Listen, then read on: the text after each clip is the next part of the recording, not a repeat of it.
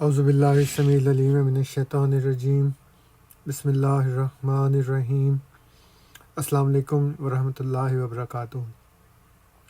میرے آج کے اس پروگرام کا موضوع ہے مسلمانوں کے محسن حضرت مرزا غلام احمد قادیانی مسیح موعود علیہ الصلوۃ والسلام۔ غیر احمدی حضرات اس موضوع کو سن کر چونکیں گے بھی اور ہنسیں گے بھی۔ میرا یہ دعویٰ ہے کہ آج کے مسلمانوں کا اسلام سراسر سیدنا حضرت اقدس مسیح موعود علیہ الصلوۃ والسلام کا مرہون منت ہے، اور اگر اس وقت اللہ تعالیٰ سیدنا حضرت اقدس مسیح موعود علیہ الصلوۃ والسلام کو مبعوث نہ فرماتا تو آج مسلمانوں کی اکثریت یا عیسائی ہوتی یا دہریہ ہوتی۔ یہ خالی دعویٰ نہیں ہے بلکہ اس کے بفضل تعالیٰ بہت سے دلائل ہیں، جن میں سے 5 دلائل مختصر طور پر میں اس پروگرام میں آپ کے سامنے رکھوں گا انشاءاللہ۔ پہلی جو دلیل ہے وہ یہ ہے کہ ضرورت زمانہ، یعنی اس وقت جو مسیحی مشنریز تھے ان کے بھرپور حملے ہو رہے تھے اسلام پر۔ اور دوسری دلیل یہ ہے کہ مسلمان علماء ان حملوں کے جواب میں ناکام ہو چکے تھے اور اس کا انہوں نے اعتراف کیا ہے۔ اور تیسری دلیل یہ ہے کہ اس ناکامی کا باعث خود مسلمانوں کے اپنے عقائد تھے۔ اور چوتھی دلیل مسلمانوں کا بلکہ علماء کا مسیحیت قبول کرنا، عیسائی ہونا، اور پھر ان کے ساتھ مل کر یعنی مسیحی مشنریز کے ساتھ مل کر اسلام پر حملے کرنا۔ اور 5ویں دلیل یہ ہے کہ سیدنا حضرت اقدس مسیح موعود علیہ الصلوۃ والسلام نے اسلام کا کامیاب دفاع کیا اور غیر احمدی علماء نے اس کا اعتراف کیا۔ تو یہ ساری باتیں غیر احمدی علماء کی کتب سے انشاءاللہ تعالیٰ آپ کے سامنے رکھوں گا۔ جہاں تک مشنریز کا تعلق ہے، مسیحی مشنریز کا، وہ شروع تو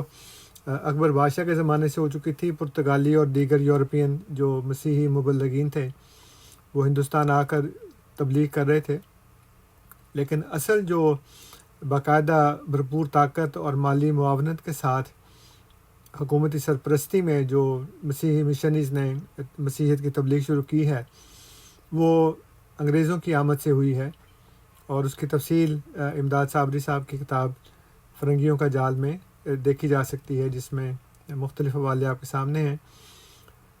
اور اس کے علاوہ سر سید احمد خان نے اسباب بغاوت ہند کے نام سے بھی اس کے اوپر کچھ روشنی ڈالی ہے، اور اس میں بتایا کہ کس طرح سے جو مسیحی مشنریز تھے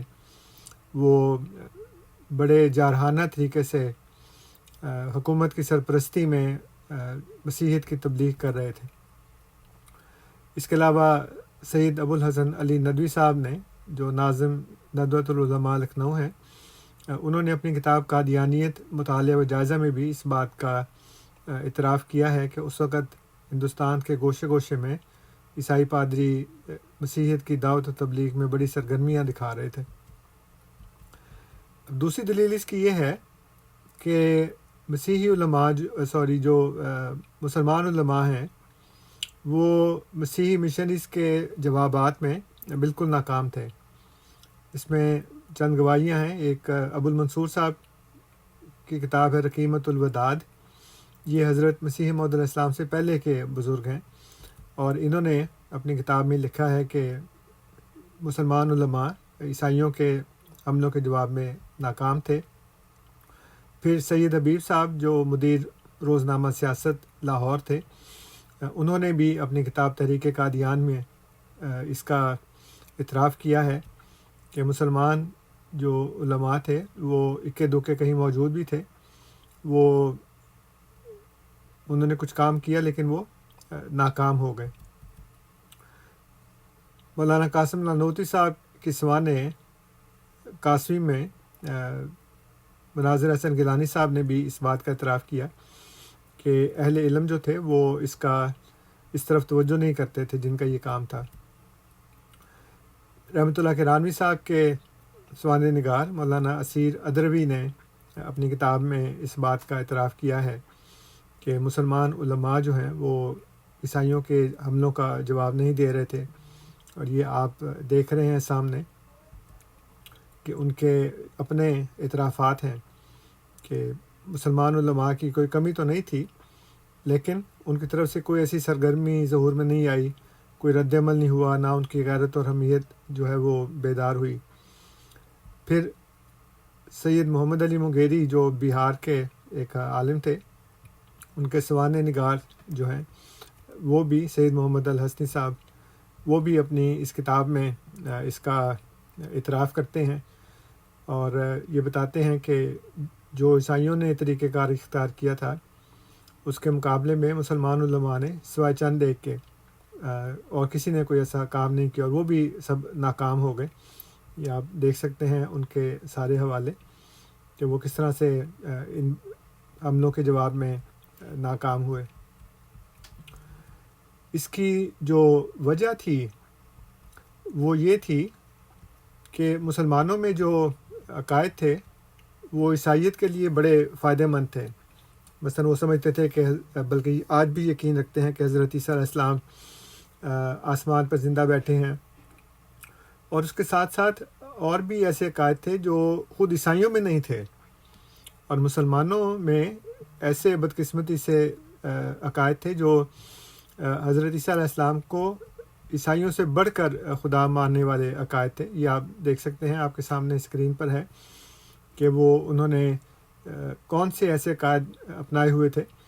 جو خود عیسائیوں میں بھی نہیں تھے۔ مثلاً یہ کہ وہ صلیب پہ چڑھائے نہیں گئے، اور وہ بچپن میں پنگوڑے میں بولے، اور مٹی سے پرندے بنا کر پھونک مار کر ان کو اڑا دیا، اور ان کو کہتے تھے کہ تم گھر میں جو کھا کے آئے ہو وہ بتا دیتے ہیں، اور انسانی جسم کے ساتھ اوپر ہے لیکن ان کو کسی بھی چیز کی ضرورت نہیں ہے، اور جو سب سے عظیم الشان نبی ہیں یعنی حضرت محمد صلی اللہ علیہ وآلہ وسلم، وہ تو فوت ہو کر زمین میں دفن ہو گئے، لیکن حضرت عیسیٰ علیہ السلام جو ان سے کم درجے کے نبی ہیں وہ آسمان پر زندہ بیٹھے ہیں۔ پھر قرآن کریم میں اللہ تعالیٰ فرماتا ہے کہ نبی اکرم صلی اللہ علیہ وآلہ وسلم سمیت سارے رسول جو تھے وہ بشر تھے،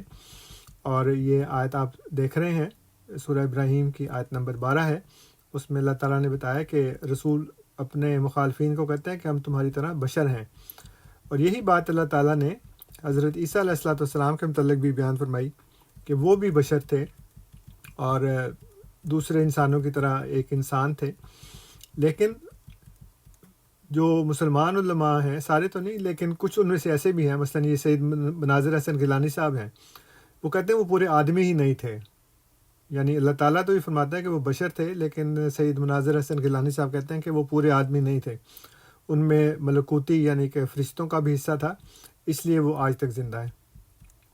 اس بات سے جو مسیحی علماء تھے انہوں نے بہت فائدہ اٹھایا، اور بہت سے ایسے حوالہ جات موجود ہیں، لیکن میں نے آپ کے سامنے صرف ایک رکھا ہے، اور اس کا کتاب کا نام ہے برج ٹو اسلام۔ یہ EW بیتمن کی کتاب ہے،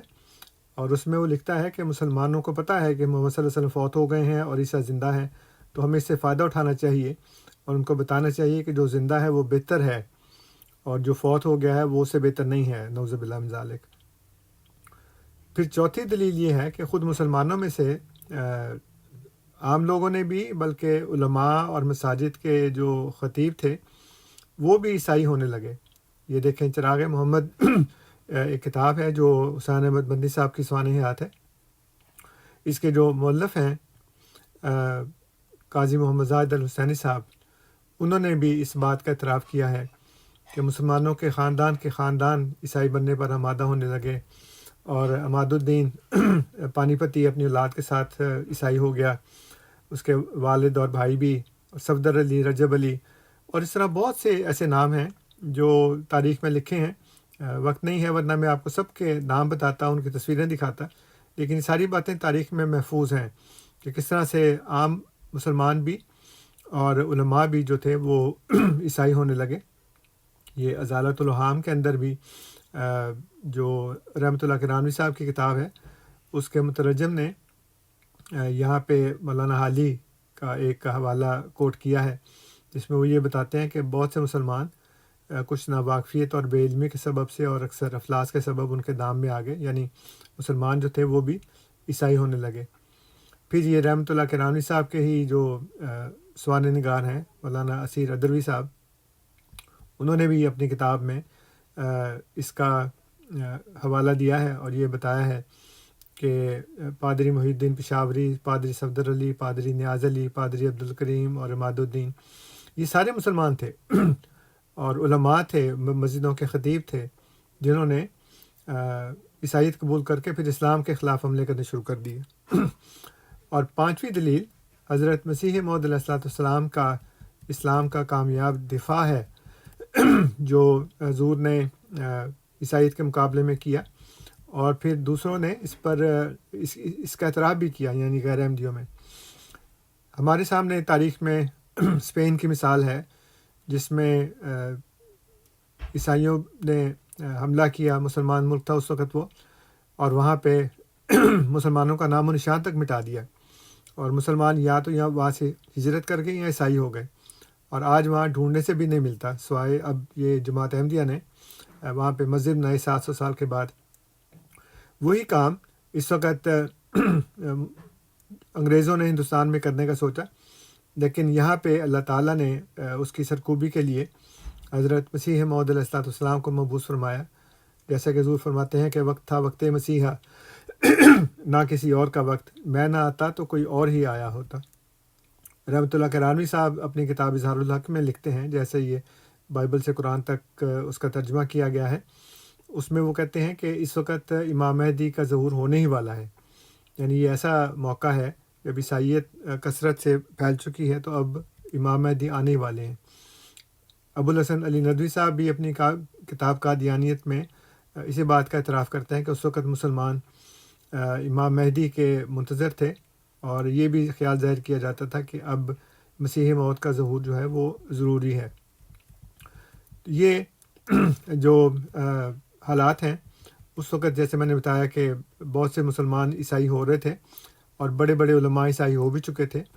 ایک مشہور نام جو خواجہ کمال الدین صاحب کا ہے، جو بعد میں لاہوری ہو گئے، تو انہوں نے بھی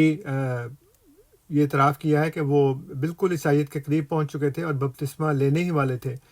کہ ان کو حضرت مسیح موعود علیہ السلام کی کتاب براہین احمدیہ مل گئی، اور انہوں نے جب اس کا مطالعہ کیا تو پھر وہ ایک دم سے پھر واپس نہ صرف یہ کہ اسلام میں داخل ہو گئے، بلکہ حضرت مسیح موعود علیہ الصلوۃ والسلام کی انہوں نے بیعت کر لی۔ نور محمد نقشبندی صاحب شاہ رفیع الدین محدث دہلوی اور اشرف علی تھانوی صاحب کے 2 ترجموں پر مشتمل موجزنامہ ترجمۃ القرآن کے مقدمے میں بھی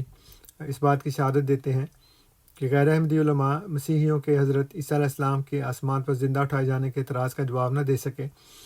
اور تب مولوی غلام احمد قادیانی، انہوں نے لکھا ہے، مولوی غلام احمد قادیانی کھڑے ہو گئے اور انہوں نے ہندوستان سے لے کر ولایت تک کے پادریوں کو شکست دی، جیسے کہ یہ آپ اسکرین پر دیکھ رہے ہیں۔ امداد صابری صاحب نے بھی اپنی کتاب فرنگیوں کا جال میں اس بات کا اعتراف کیا ہے کہ اس وقت حضرت مرزا غلام احمد قادیانی علیہ الصلوۃ والسلام مسیحیت کے اور مشنیوں کے جو حملے تھے ان کا بھرپور دفاع کر رہے تھے، اور حضور نے بھی لکھا ہے اپنی کتابوں میں کہ مسیح ہندوستان میں جو بھی پڑھے گا وہ اس بات کا قائل ہو جائے گا کہ عیسیٰ علیہ السلام آسمان پر زندہ نہیں ہیں۔ یہ حضور کی کتب کے کچھ سکین آپ کے سامنے ہیں، اور حضور فرماتے ہیں کہ عیسیٰ کی موت میں اسلام کی زندگی ہے اور عیسیٰ کی زندگی میں اسلام کی موت ہے۔ تو یہ حضور کا بھرپور حملہ تھا جس نے عیسائیت کے بڑھتے ہوئے سیلاب کو روکا۔ سید حبیب صاحب بھی اپنی کتاب تحریک قادیان میں اس بات کا اعتراف کرتے ہیں کہ اس وقت جو علماء تھے وہ ناکام تھے، لیکن مرزا غلام احمد قادیانی علیہ الصلوۃ والسلام نے عیسائیت کا مقابلہ کیا، مخالفین کے اسلام کے دانت کھٹے کر دیے، اور محمد حسین بٹالوی اور ثناء اللہ امرتسری جیسے لوگ جو تھے وہ ان کے معترف تھے اور ان کے نام کا ڈنکا بجاتے تھے۔ آج بھی چند علماء جن میں ڈاکٹر اسرار احمد صاحب، قاری حنیف قریشی صاحب اور قاضی محمد یونس انور صاحب، خطیب مسجد شہداء مال روڈ، میرا خیال ہے وہ فوت ہو چکے ہیں، انہوں نے اس بات کا اعتراف کیا کہ اس دور میں سیدنا حضرت اقدس مسیح موعود علیہ الصلوۃ والسلام ہی وہ واحد مرد میدان تھے جنہوں نے مسیحیوں کا اور آریہ سماج کا مقابلہ کیا، جبکہ دوسرے علماء اس میدان میں ناکام رہے اور بعض تو اترے ہی نہیں۔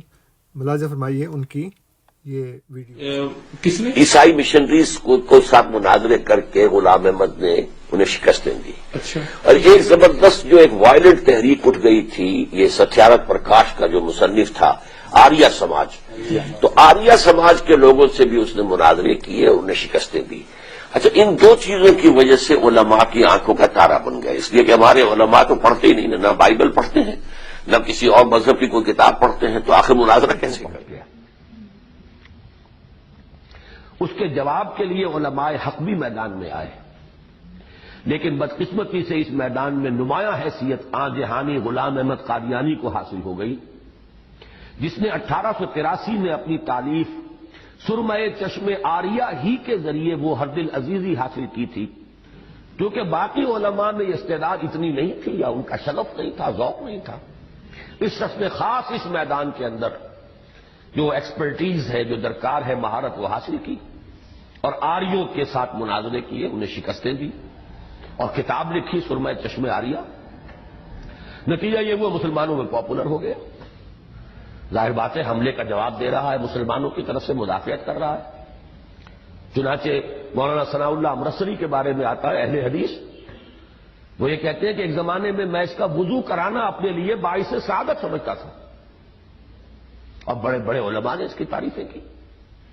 علامہ اقبال نے کہا اگر کسی کو صحیح اسلام دیکھنا ہو تو قادیان میں جا کے دیکھے. مرزا قادیانی ابتدائی طور پر حضور کی ختم نبوت کا قائل تھا، بلکہ ابتدائی طور پر مسلمانوں کا نمائندہ بن کے یہ آریاؤں کے ساتھ، ہندوؤں کے ساتھ اور عیسائیوں کے ساتھ مناظرے کر رہا تھا. یہ وہ دور ہے کہ جب بڑے بڑے علماء اس کو تحریریت کی حدود لکھ رہے تھے کہ تو بڑا اسلام کو پر بلند کر رہا ہے. مرزا قادیانی نے مناظرے کیے، 70 کے قریب مناظرے جیتے. کس نے؟ شروع میں جب وہ مبلغ اسلام کی حیثیت سے بڑا پاپولر تھا اور لوگوں کے یہاں کا تارا بنا ہوا تھا،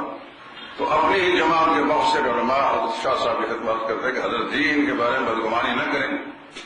یہ آدمی بڑا کام کا ہے، بہت کام کرتا ہے. آپ کے زمانے کا جو شیخ الاسلام ہے نا، جو ٹی وی کے ذریعے سے متعارف ہو رہا ہے، اس سے کئی گنا زیادہ وہ کام کرتا تھا. پاکستان کا سرکاری جو شیخ الاسلام ہے، آپ تو جانتے ہی سارے،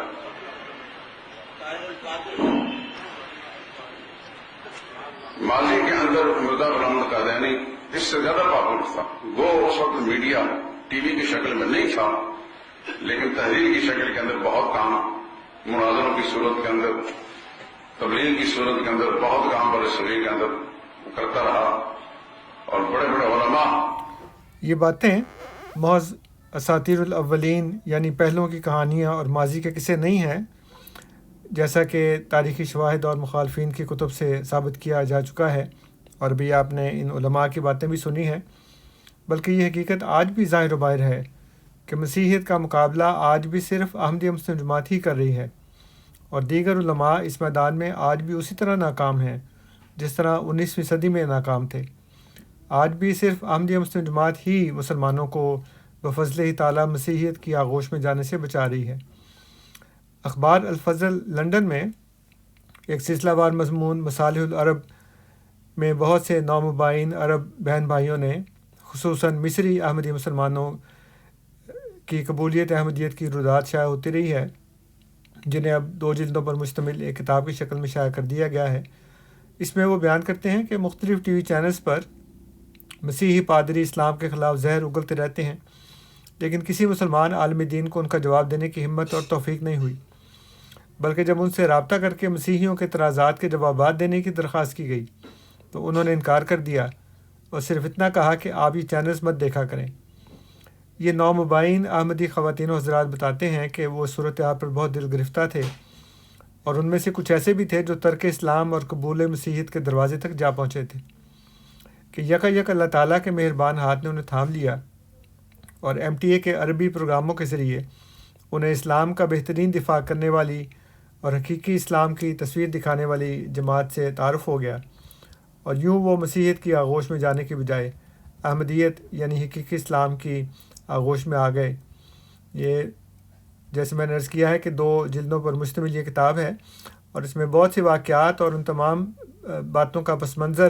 بیان کیا گیا ہے جو عرب ملکوں میں مسیحیت کے فروغ کے لیے کی جا رہی تھیں، اور اس کی تردید اور اس کا رد اور اس کا مقابلہ صرف احمدیہ مسلم جماعت نے کیا، اور خاص طور پر MTA کے ذریعے جو عربی کے پروگرام تھے۔